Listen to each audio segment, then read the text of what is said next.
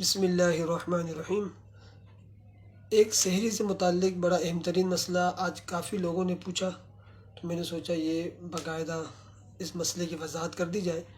کہ فجر کی اذان کے دوران سحری کرتے رہنا، کیونکہ فجر کی اذان سحری کا ٹائم ختم ہونے کے بعد ہوتی ہے، اگرچہ کچھ سیکنڈ یا 1 منٹ کے بعد ہو، وہ فجر کی اذان ہوتی، سحری بند کرنے کی اذان نہیں ہوتی۔ تو لہٰذا سحری کا ٹائم نقشہ اوقات سب کے پاس ہے، کراچی والے ہوں، حیدرآباد والے ہوں، میرپور خاص والے ہوں، ہر کوئی پنجاب والے ہوں، اپنا نقشہ سحر و اوقات دیکھ کے سحری افطاری کریں اور کوشش کریں وقت سے پہلے ہی سحری بند کر لیں۔ اذان کا انتظار ہرگز نہ کریں سحری کے اندر، کیونکہ سحری میں جو اذان ہوتی ہے وہ فجر کے لیے ہوتی ہے، تو لہٰذا اپنے روزوں کو ضائع نہ کریں۔ کوئی اگر سحری کرتا رہا، اذان ہوتی رہی، تو اس کا روزہ ہی شروع نہیں ہوگا، قضا اس پر فرض ہوگی۔